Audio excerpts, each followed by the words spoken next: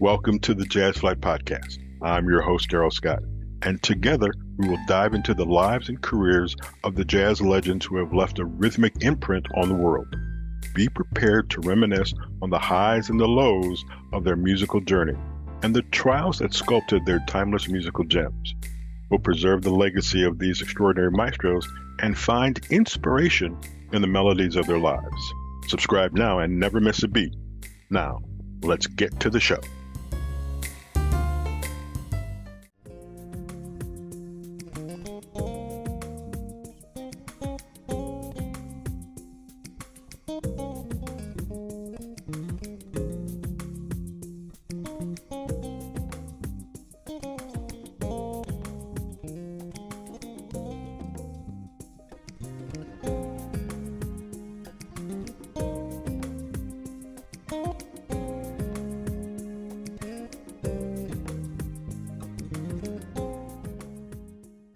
Hi, everybody. Welcome. This is the Jazz Flyte Podcast. My name most of the time is Darrell Scott. We got a special guest today.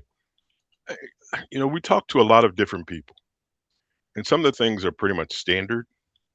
But me personally, I've never heard of a seven-string bass. I couldn't tell you anybody who plays a seven-string bass.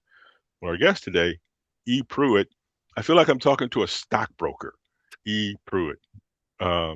He plays a seven-string bass. This will be a great conversation because he'll give me, let me be honest, and I think the people who listen to this will know this. I have no manual dexterity. I'm thinking in order to play a seven-string bass, you got to have some degree of manual dexterity because it's an additional string, or perhaps two. You go from 5 to 6 to 7. So it's got to be a different learning curve, and that's what we want to talk about. So once again, E, welcome to the Jazz Flyte Podcast. How you doing? I'm doing fantastic. Thank you so much for having me. I appreciate it. Not a problem. So let's talk about this seven-string bass. Okay. And you play it. Yes, sir. Is it just a case of just adding a couple of additional strings? Does it sound different? What's the deal about this? Yes, on both counts. It's adding extra strings. So for anyone who has any musical knowledge, it's tuned in fourths. Mm-hmm. Okay. A regular 4-string bass is just E, A, D, G. And a 5-string adds a low B, B, E, A, D, G. 6 is B, E, A, D, G, C, F, or B, E, A, D, G, C. And then a 7-string is B, E, A, D, G, C, F. However, I have 2 7-string basses, and one of them is just straight 7, like I just said, B, E, A, D, G, C, F. But the main one that I use for my shows and things like that is a 7 that's strung. I took off the low B, so it's E, A, D, G, C, F, B flat. And and for people who are not don't understand what fourths mean, that means it's just the next note is 4 steps away from the previous note. So if E, from E to A, E, F, G, A. And then the next one is D, A, B, C, D. So it's just 4, straight 4s across. And it isn't on a lot of the Facebook forums and things like that. I get a lot of slack from people, hey, you might as well just play guitar and blah, blah, blah, things like that. It's like, I'm playing what I want to play. Right. And if everyone at some point or another, things advance, and people have ways of making their art come out, and sometimes they don't necessarily want to do what everybody else did because they're hearing something a little bit different. The main thing you always get as a bass player, if you play more than 4 strings, is Jocko only needed 4 strings, Paul McCartney only used 4 strings. Like, yeah, that's fine for them. That's fine for them. But at the same time, Jocko also pulled all the frets out of his bass, so he was doing something different in that aspect. And then he started, and then they always talk about, you don't need to play above the 7th fret. Jocko was playing way above the 7th fret, and he was using it as a lead. And then we have, obviously Stanley Clarke, we have Marcus Miller, we have so many different people. Yes, they have 4s, but Stanley also uses a piccolo bass. So with the 7-string, I've just kind of cut out the middleman. I have my 4 string, my 5 string, my 6 string bass all in one, and a 7 to go with it. So Does that's does my it selection. does it make a different sound? I mean, if I'm when I listen to your music, can I tell when you're playing a 7 and when you're playing a 4? Yes, because uh, my whole album, the main one of the main tracks on there is a cover of a Peter White tune, um, and in that I'm playing Peter's guitar parts on 7 string bass, so it's higher. It sounds more like a guitar almost, not as thin. It's got, since they are bass strings, they're still going to be a little bit thicker, so the tone's going to be a little bit more dominant. But you can definitely tell. But most people don't know. They'll hear the song "Good Day" and they'll think that somebody's just playing guitar, but actually it's bass. I What made you decide to go this route? I mean, you could, don't get me wrong, you could have stayed just playing the bass and just playing the 4 or 5 string, but now you venture out to these other ones. Why? Um, I'm originally from Kansas City, and at one point I was playing in a trio. Actually, it was a rock trio, just guitar, bass, and drums. And we would have rehearsal, and I came to the guitar player one day, and or actually more than one day. I came to the guitar player a few times, and I said, "Hey, I've got some ideas for a song," and I would play what I was playing, and he'd be like, "Yeah, go ahead and save that for your solo album." I was like, "Oh, okay." Mm, And so mm, I heard melodies and things that I wanted to convey. Um, and I didn't want to play guitar, but I wanted to have something in between to where I could go either direction on the melody that I was working with. So that's why I decided to just go ahead and get a 7 string. I originally was working with a luthier out of Springfield named Bill Conklin, and Bill was known for multi-string instruments. And he originally built me a 5 string first, and then I told him I wanted him to build me a piccolo bass, which is what Stanley Clarke plays on some of his albums. And he's like, "Well, you already have a 5. Why don't you just let me build you a 7, and then you're going to have everything all in one?" So I had him go ahead and build me my first 7 string, and my back is still paying for it at this point because when he built it for me, at that time I didn't have any knowledge of woods and right. how this wood would sound and how much this wood would weigh. So I picked the heaviest woods that Mm. there were, and I didn't know that at the time. And so if you go through some of my old photos and stuff like that, I'm always playing like this. And I realized after I got rid of the bass, because it was putting so much pressure on this side, and I was trying to stretch my neck a good portion of the time. Uh, Um, but now I know much better. I just thought you, and it seems as all bass players are just cool. Um, it's just one of those things. You have your own groove when you're playing. You know what I mean? You sit up Yes. there and watch, and I've granted everybody you've mentioned, Stanley, Marcus, bunch of people, Nathan East. I followed them, I watched them, and if you want to be consistent throughout the entire show, you watch the bass player because it's just maintaining that rhythm the entire time. Well, I just is it a different way of playing? You have additional strings, so yeah, I sound mathematic now. Do your fingers have more responsibilities? Actually, that's one of the things that one of the things that gets flack for having a multi-string instrument is because people think that you're just going to go ahead and play solos the whole time. and Right. and it's like, no, it's not like that. If you hire me to play a gig for you and I'm supposed to stay at the bass line, I'm staying with the bass line. I've got 5 strings right there to play what you need me to play. If I'm doing my solo show, I'll add those other two strings in there for the melodies or whatever I'm doing. But if you're hiring me just to keep the low end, just keep the funk, keep the pocket, and so on and so forth, I'm going to play what I'm supposed to play to do what I'm supposed to do in the song. It's that simple. It's that simple. So I would say it's kind of like having a sports car, but it's different. Sports people, when they have a sports car, they want to drive fast, you Right. know. But that's not the case. If you hire me to play, if I'm playing bass behind you, I'm playing bass behind you. If I'm playing my solo stuff, I'm playing my solo stuff. So and you've played with Gerald and a whole bunch of people, Norman Brown, Peter White. When they call you to play behind them, do they know that you have the ability and have that seven string bass kind of in your back pocket? Okay, I haven't played for those people. Okay. I've been in groups that have opened for them Okay. on some shows and things like that. So I want to make sure that's understandable. I have spoken with Gerald and asked him uh, if I could do a version of Wine Light, and Mhm. I'm planning on recording a version of it and sending it to him, and see if he gives me the okay for it. But the artists that I work with, they do know.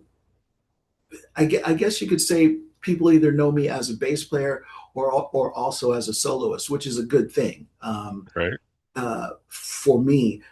I will get calls. I just did 4 dates with an artist here this summer, actually more than 4 dates, 5 dates, and I just took my 6 string basses, and just played with those and kept the pocket and the groove and so on and so forth the way I was supposed to.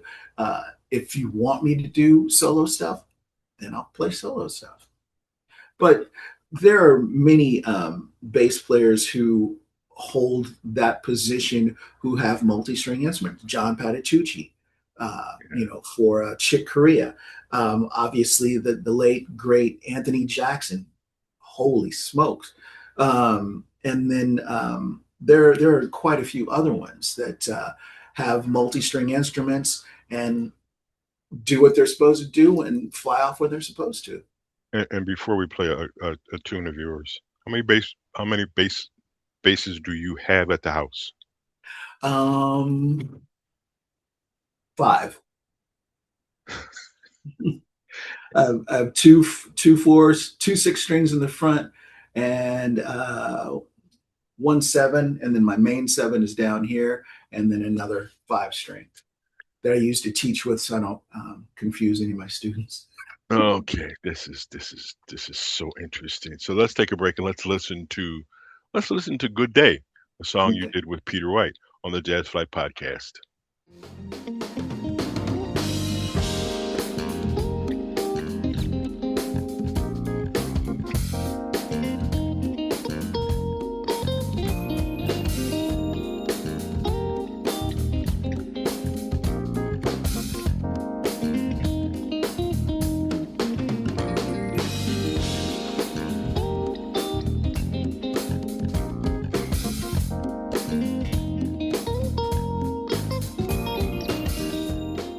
Welcome back to the Jazz Flight Podcast. I'm Darrell Scott. He is E. Pruitt. When we're done and you guys won't hear it, I'll ask him what the E stands for, but that'll be our secret. I'll tell you later. Okay. We'll have that on the special. That's the behind the scenes show. So this other thing you do, you're a clinician, and I can understand why with this. I'll call it a new kind of bass. Okay. But if I'm a 18, 21-year-old kid who wants to play this, what are you telling them? What are you teaching them? What do they need to know in order to play a 6 or 7 string bass? Okay. So the clinician part generally doesn't involve my 7 string bass. Hmm. Generally, it involves whatever product I'm out on the road doing clinics for. So at one point, I was doing clinics for Warwick basses, doing clinics for Eden amps, uh, doing clinics for Ashdown amplification. So in those cases, and there's YouTube videos and things like that. In those cases, I'm there just to basically talk about the product and show what the product is capable of. Um, in, in some cases, I will go into, when I was doing this, it's been a few years since I've been doing any clinics anymore because the other music stuff just started to take off so much. What I would do is I would go into the store, the music store early in the morning, and teach the sales staff, okay, here's something new, this is what it does, here's another little thing that it does, yada yada yada, on the amplifiers or whatever. The Warwick basses were some of the most fun to talk about, is because they're so well made, and different things that they do in their basses that other people don't do, was interesting. And so I would go in, I would teach the sales staff the ins and outs about the product and so on and so forth to help them sell it. And then later in the evenings, I would do a clinic for the store for the general public to come in, listen to the amps, ask questions, listen to the basses, ask questions, and so on and so forth like that. So at that point, I wasn't using any of my 7-string basses for that. That was actually, I had actually put the 7-string away because I was doing the clinics at the time, and playing basses that were more 4 and 5 strings and things like that. How do you teach a person to play the 7 string? What's a tip you can give somebody? All of a sudden, now I got 2 extra strings. I don't know what to do. Well, in actuality, when people usually see my 7-string basses, they obviously freak out. Man, that thing looks like a surfboard, or it looks like an aircraft carrier. What is that? Things like that. But if it were something that a person wanted to learn how to play, it's more a hand placement with the left hand, and hand placement with the right hand. Because if you most bass players will rest their thumb on the pickup or on the top string.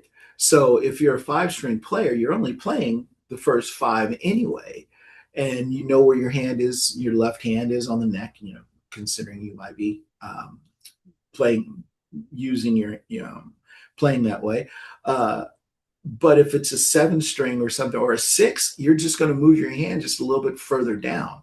That's all. You start to understand. It's like being in the lanes on the highway. Hmm. Hmm. If you need to be closer to the edge, you move closer to the edge, and so on and so forth. It isn't difficult. And also, the basses that I use are made by a gentleman named Scott Serene out of Colorado, and he makes the neck profile so nice on the basses that it's not a situation where you have to have huge hands to play it. It's actually very comfortable, and most people, when they actually sit down and play it for a while, they're like, wow, this is really comfortable.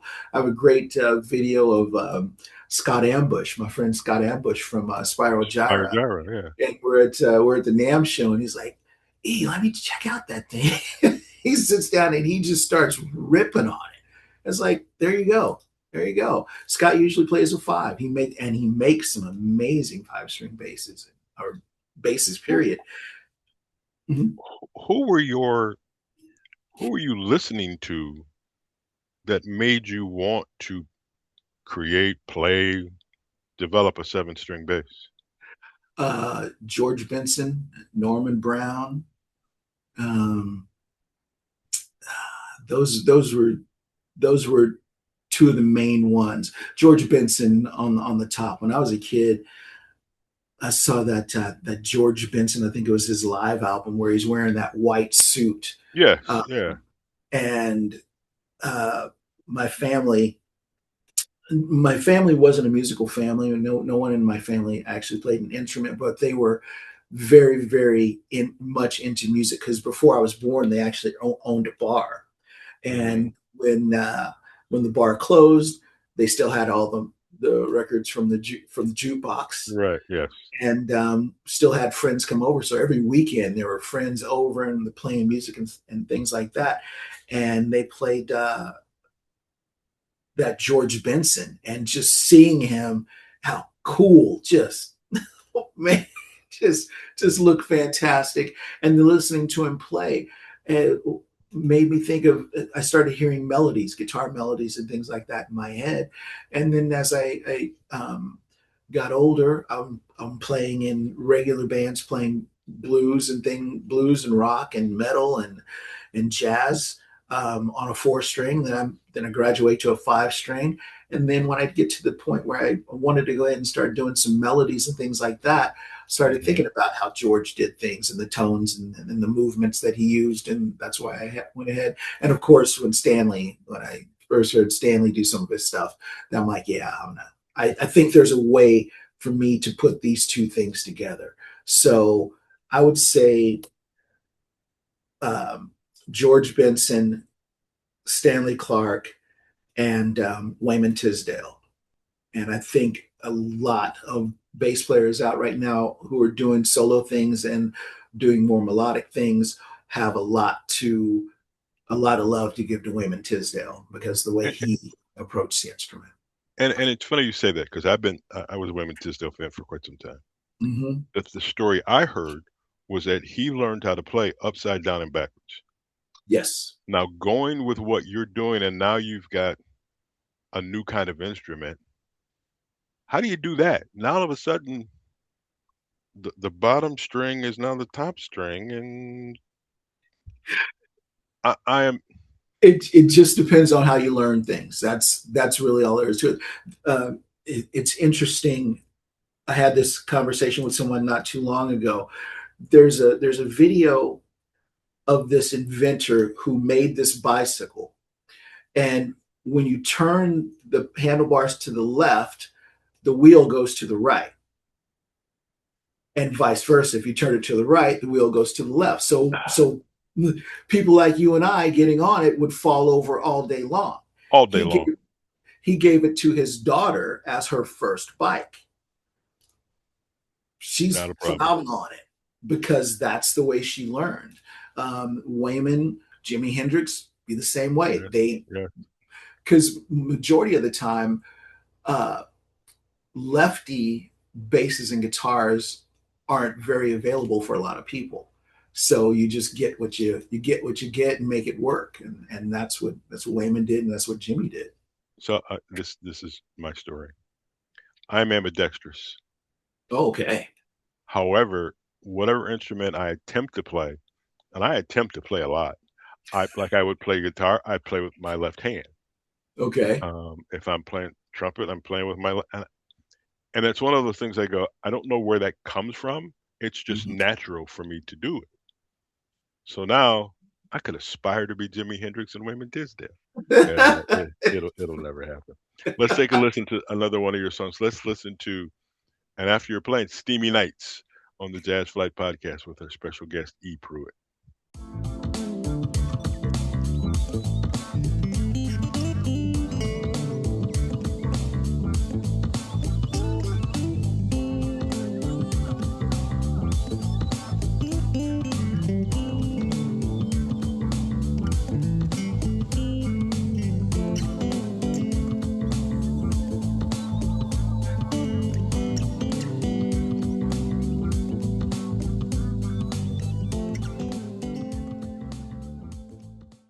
So you have this busy schedule with everything that you're doing, but tell us what you are currently working on to get us to follow you, to hear your music. What do you got going on right now?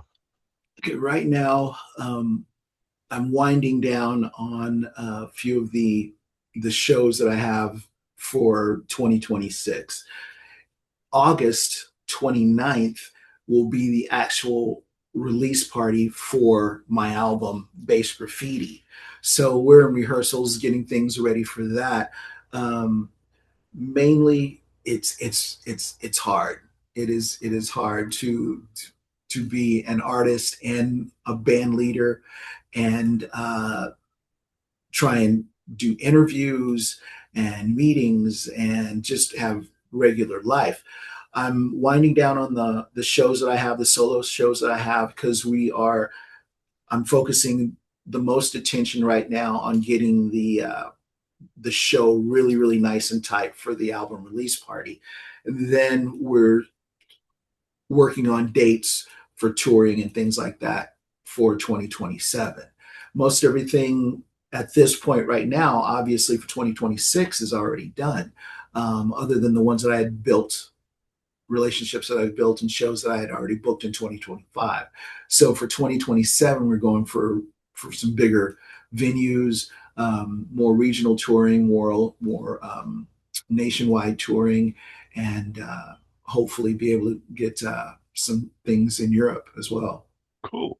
So, are you an independent artist, or do you have a big time label behind you? I don't have a big time label behind me, but I have an up and coming label, which is called Crazy Good Records. Okay. My agent and good friend Alan Hardwick, has been very instrumental in everything that's going on. There's been things that have happened that I didn't even know, and he's like, one minute he sends me a message, I'll get a quick little message say, New York Times Square. I'm like, okay. And then a few days later, I'll get a video of Times Square with my whole band on a billboard in Times Square, and I'm like, what just happened? So, and I was at a function last week, and someone said, "Did you have you seen the billboard?" I was like, "I haven't seen it." He's like, "You didn't know what happened?" I said, "I knew it happened, but I haven't physically seen it." He said, "Yes, I was in New York. I'm standing on the corner waiting for a light. I'm looking up the billboards." And he said, "And there you are." I was like, "Wow." Wow. Uh, so, so Alan's been taking very good care, and he's got some great up and coming artists on the Crazy Good so the record. 29th, we can expect new music. Whatever Jazz Flight can do, please send us something that we can let all the folks out here listen to. Speaking of What listeners, uh, what what's your social media presence? Are you on everything? Instagram, X, whatever? I'm on Instagram, obviously Facebook, um, pretty much all of them. It's hard to it's hard to keep all of that going without a team Right, sometimes right. behind you to post things like that. And a lot of people, a lot of artists out there right now have a team of people that do things. And when you're an independent artist like I am, and you're up and coming and working on things, it's a lot. It's a lot of work. It A lot of is. work. Yes. You already know it's a lot Yes. of work. I was talking to a friend of mine the other day who's also working really hard on his solo stuff, and he was saying that there was a venue he was trying to get into, and his numbers as far as airplay and so on and so forth were much bigger than someone else that was in the area. Hmm. And so when he contacted the venue about playing there, they're like, "Yeah, we love your numbers. We see everything that's going on. We see that you're on the European list and so on and so forth, but we're not going to book you at this venue." It's like, how does that even make any sense? That But makes then if you sense. think about it, if you think about it, if you have a worldwide stretch, that's worldwide. That does not mean that people in, you know, whatever Saskatchewan Right. Yeah. Right. would be there to the show, where this other artist who hasn't done as much does have a bigger draw in that area, Right. uh, because of the networking and so on and so forth. So Right. there's a lot of things. It's a lot of things you have to do, a lot of things you have to pay attention to and try and work out. I don't envy you all whether you have the label behind you or whether or not you're an independent. I once called an artist who currently will remain nameless. He said he called me in January. I saw him at a festival in Pittsburgh. He says, Darrell, I don't do press right now. He says, I'll call you and we'll get something set up. So he calls me in January. He says, I'm in the midst of setting up my tour, booking my hotels, doing all of that. He does it all. He says, once I'm done, we'll get set up. So we get ready to get set up, and he calls me like the day before, and he goes, just had a flood at the house. He says, can we do it? I go, as long as you're not drowning, we can do it. He's like, okay, fine. But it's amazing the way the music business has transcended. When you used to have, I call a record company, they tell you when to put it out, what to do, blah, blah, blah. Now, for those of you who are you are your own, and it could be something as just getting out some publicity. You ain't Right. got time because it's 4 o'clock in the morning and you want to get some sleep, or if you It's got true. kids, or Mhm. the thing that I still have not, I've been doing this almost a total of 3 years. I still don't get the whole technology thing where you sit at your house and you play your stuff at your home and there's a drum track or a saxophone or whatever, and somebody sends it to you via an email and you mix it together. I just Mhm. that for me is interesting, and I always go, I wonder. I like to be able to look across the room and see you to see if you're enjoying what you're playing and what you're listening to. But that's what you all do. I just want to talk to you and get information. That's all I want to Yeah, the music business has changed quite a bit, obviously. do. Things like what you're talking about. I know during COVID, a lot of people got plenty of work done because they weren't able to Right, be touring and things like that. And yeah, you have a lot of situations where the some of my best buddies who are out playing bass for other people um, do their bass parts at home and just send them in, and then the artist goes ahead and takes what they sent. right, So depending on the recording system that you have, it's almost like puzzle pieces. It's right. almost like Yes, puzzle pieces. I know you've seen the yes, stripes, the different color stripes and things like that. So if you got a drum beat recorded already, and then they send you that drum beat and a scratch of whatever their music is, and you go ahead and put the bass line down on it, send it back to them, and it all lines up. And a good portion of them, if you have the same system, it just automatically lines right. up. Period. If you're working with two different systems, sometimes you have to move things a little bit, but it gets it done. Um, but the music business has changed quite a bit. I do prefer having the ability to sit down with my band and let them just feel it out. Let everybody Right. just Yeah. feel it out. We are the show coming up on the 29th will have very few of the songs that are on the upcoming album, on the Bass Graffiti album. It actually has more songs that will be on the next album called Hmm. Abstract than that one, because I wanted the band to be together to work these songs out together. Keyboard players got an idea of changing a chord, let's do that. Uh, Right. the saxophone player wants to go here with it, let's do that, and make it a full band thing. And I wish for everyone it would be able to get back to that situation. In some cases it works, some cases it doesn't. The Hmm. music business has just changed. It's just Yeah. changed in All I so many want you ways. is you guys to stay up with it and keep making the music. Greatly That's a appreciated. This has been a learning experience, especially talking about this 7 string bass. And I saw that and I'm like, I'm so confused. So why not talk to an expert who knows what we're talking about? So once again, I greatly appreciate the time. I thank you for being a guest on the Jazz Flight Podcast. If you like what we do, if you like the conversation, subscribe.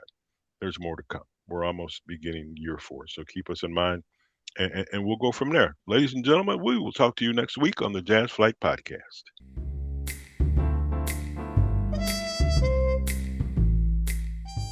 Thank you for tuning in to the Jazz Flight Podcast. I hope you enjoy these stories and soulful melodies that grew through the doors of time.